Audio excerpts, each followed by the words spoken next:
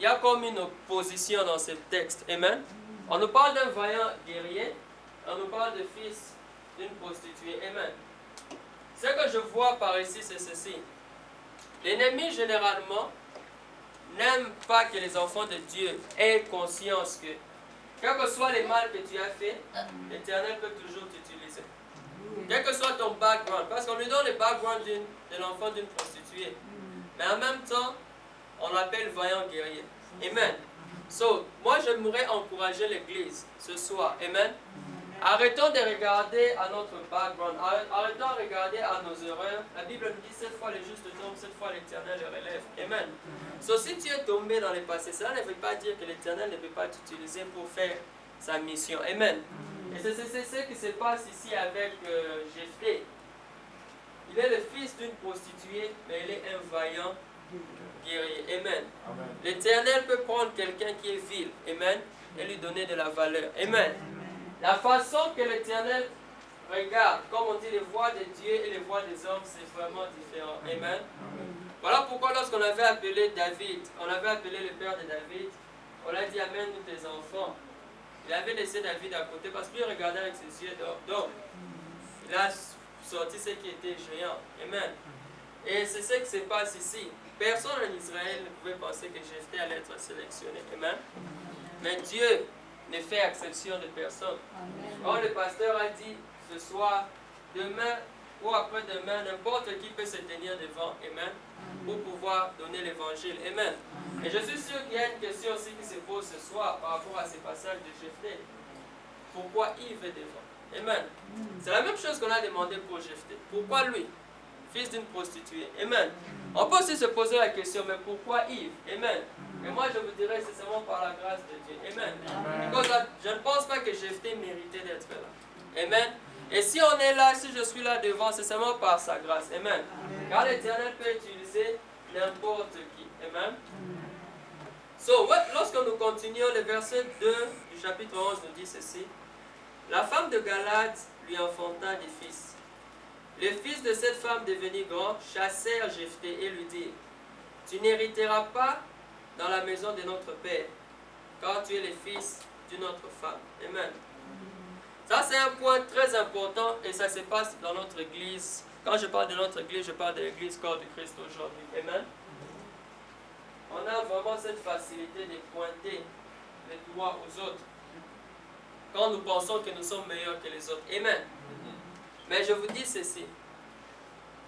Attention, lorsque nous pointons la main, nous voulons juger les autres. Si l'Éternel regarde dans notre vie, we're going to be in trouble. Amen. Il y a le roi de Babylone.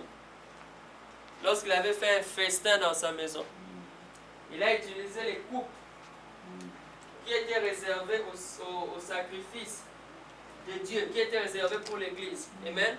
Donc il a négligé les choses de Dieu. Qu'est-ce qui s'est passé? L'Éternel lui a dit ceci. Je t'ai baisé, j'ai vu que tu étais léger. Amen. Voilà nous qui jugeons, voilà nous qui pointons le doigt à d'autres personnes. Si l'Éternel vient nous peser, qu'est-ce qu'il va voir? Amen. Voilà pourquoi nous devons être prudents. Et malheureusement, ça se passe dans l'église corps de Christ aujourd'hui. Amen. Il y a des gens qui sont frustrés parce que quand il vient à l'église, qui est la maison du refuge, quand il vient à l'église pour pouvoir, c'est comme un hôpital, pour pouvoir recevoir sa guérison, à cause de notre attitude, nous sommes en train d'ouvrir la porte pour qu'il puisse sortir. Amen.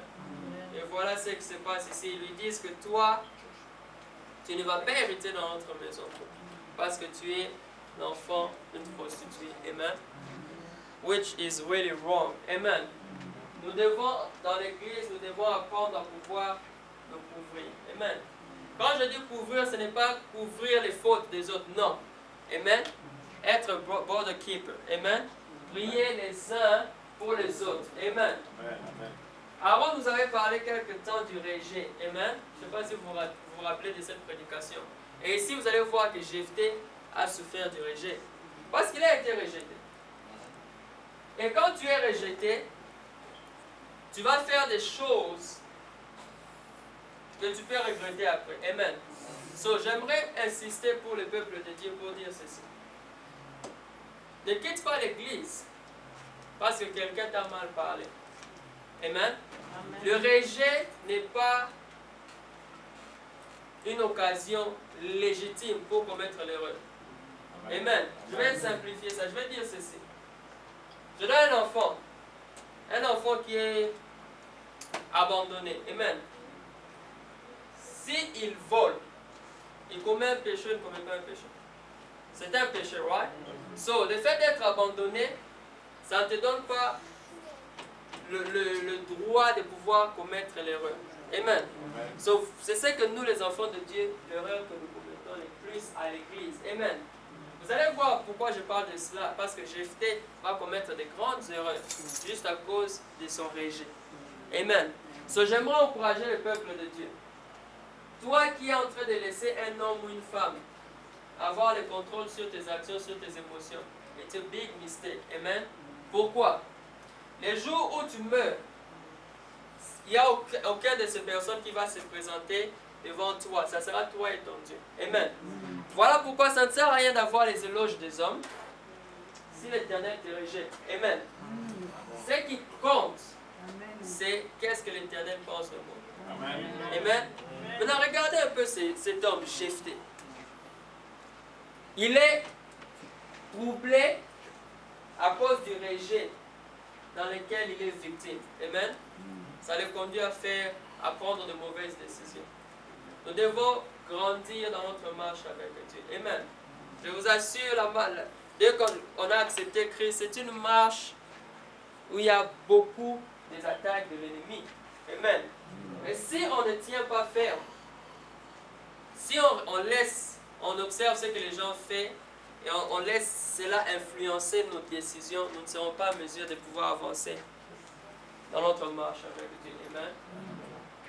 Pourquoi je parle de cela? C'est à cause du verset 3. Le verset 3 qui dit « Et Jephthé prit la fuite loin de ses frères et habita dans les pays de Tob. Les hommes de rien se rassemblèrent auprès de Jephthé, ils faisaient campagne avec lui. » Amen. Ce verset ici, c'est la clé de cette histoire. Amen. Amen. Il est rejeté. Il fuit la maison. Ici, on peut prendre quelqu'un qui fuit l'église. Amen. Il s'attache à qui? Aux gens de rien. Voilà pourquoi quand j'ai commencé ce message, j'ai dit, le titre de mon message c'est « Quelle est ta source ?» Amen. Parce que là, nous sommes en train de voir déjà la source de Jephthé. Amen. Pourquoi je parle de source? La foi vient de ce qu'on entend. So, si Jephthé traîne avec les gens de rien, ils vont influencer sa manière de parler, ils vont influencer ses décisions. Amen. Donc, c'est ce qui se passe ici. Jephthé se retrouve, il est en train de s'enfuir à cause de la réjection et il se retrouve avec des gens de rien. Amen. Maintenant, voyons voir un peu les décisions qui vont sortir de Jephthé à cause de sa ceinture. Amen. Généralement, quand je parle de la foi, vient de ce qu'on entend. Je pense à la musique, par exemple. Amen. Pour ceux qui ne savent pas, le diable était au ciel. Amen. Et on l'appelait l'ange, un astre brillant, un ange de lumière. Amen. So, au ciel, là où il était là-bas, il s'occupait de la musique. Amen. Merci. Et il a été précipité. Cela veut dire qu'il a été précipité avec ses dons. Amen. Puisqu'il a été précipité avec ses dons, moi je crois qu'il agit puissamment dans la musique mondaine aujourd'hui. Amen. Voilà pourquoi nous les enfants de Dieu, nous devons être très prudents. Amen. Là où nous plaçons notre oreille. Amen. Parce que si tu places ton oreille n'importe où, le diable aussi viendra te parler. Amen. C'est le diable qui est venu dire à Jésus, tu as faim, tu peux transformer cette pierre en pain. Amen. Le diable aussi peut venir susurrer à ton oreille. That's why nous devons être prudents. Nous devons être prudents. Où est-ce que nous plaçons notre oreille? Voilà pourquoi j'ai dit, où est ta source? Amen. En qui tu te confies? Amen. Qu'est-ce que tu regardes? Voilà pourquoi le plus nous passons du temps dans sa présence, le plus, amen, tu n'auras même pas besoin d'autre chose. Amen. Amen. Amen. Parce que quand tu passes beaucoup de temps dans d'autres choses, c'est comme si l'Éternel ne te suffit pas. Or, notre Dieu nous a dit, il est un Dieu qui est très jaloux. Amen. Et le peuple de Dieu, aujourd'hui, malheureusement, s'est compromis. Amen. Le peuple de Dieu, aujourd'hui, place son oreille n'importe où. Voilà pourquoi l'évangile est plus puissant dans la vie des enfants de Dieu. Amen. So, Jephthé s'en va avec les gens de rien. Et on va voir ce que ces gens vont, quel impact ces gens vont avoir dans sa vie. Nous allons aller au verset 29.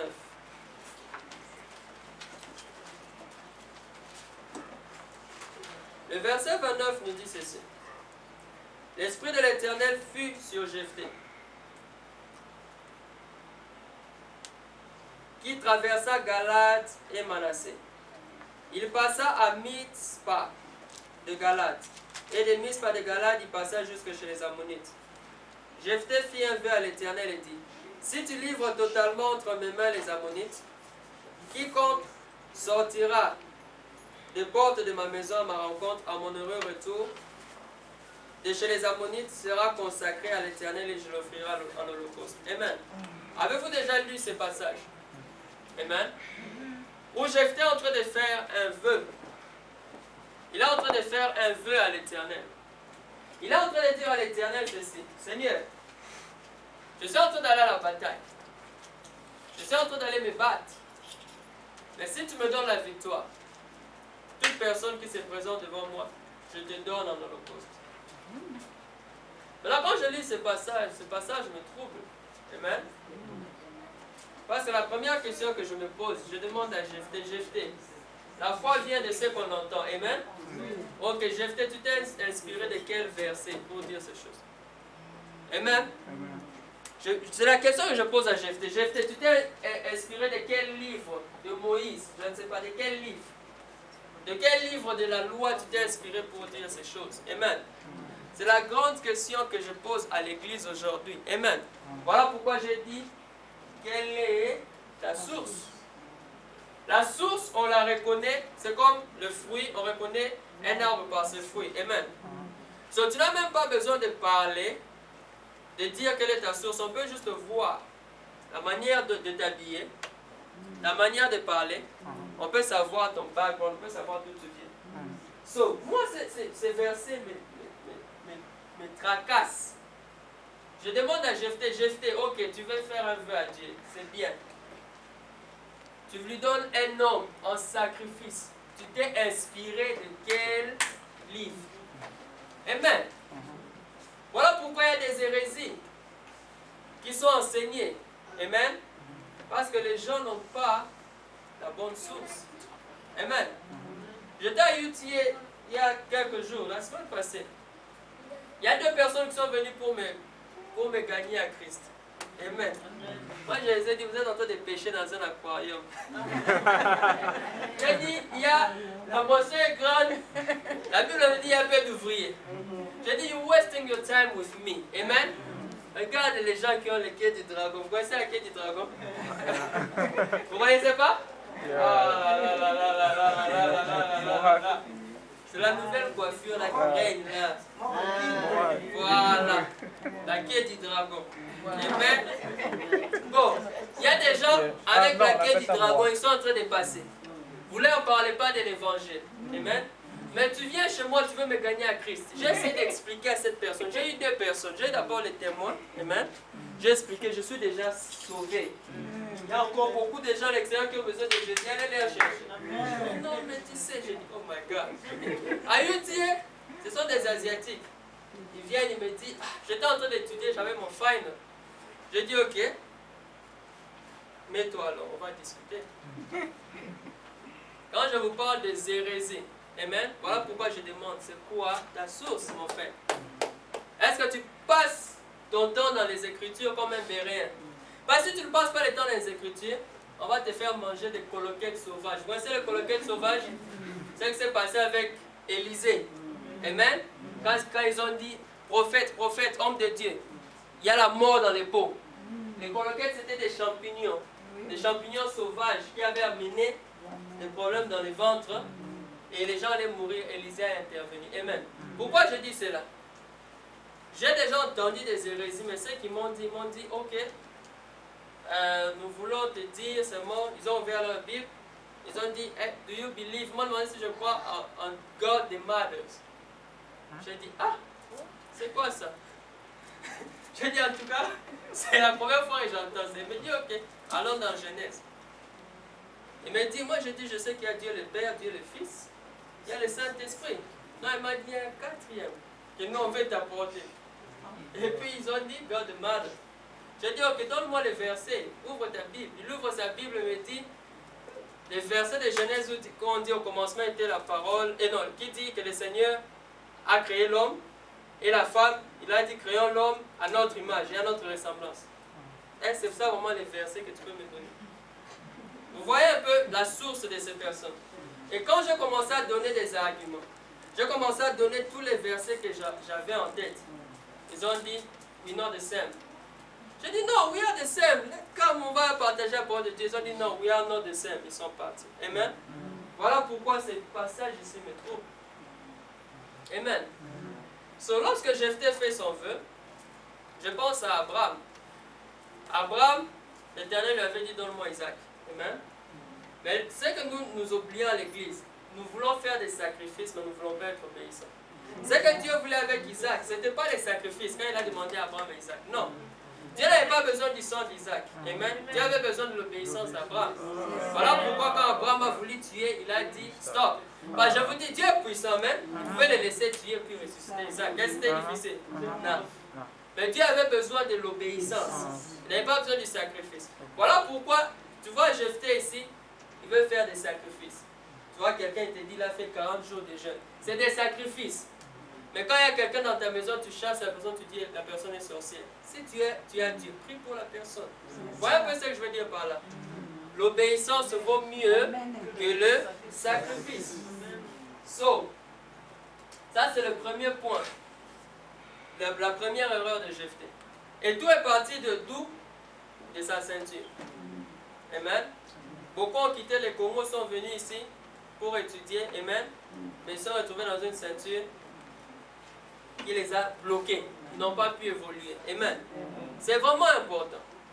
Là, toi, j'ai demandé, c'est quoi ta source? Amen. Moi, je fais vraiment attention à ma source. Je fais vraiment attention là où je place mon oreille parce que mon avenir en dépend. Amen. Si tu es entouré avec une mauvaise ceinture, tu vas faire des choses que tu vas regretter. Amen.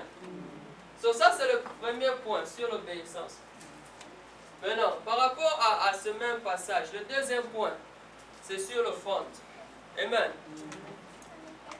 Jephthé voulait donner à Dieu quelque chose qui ne lui coûte rien. Je vais vous prouver cela. Amen. Il dit, la première personne qui viendra de ma maison, je te le donne. Je vous ai lu ici qu'on l'a chassé.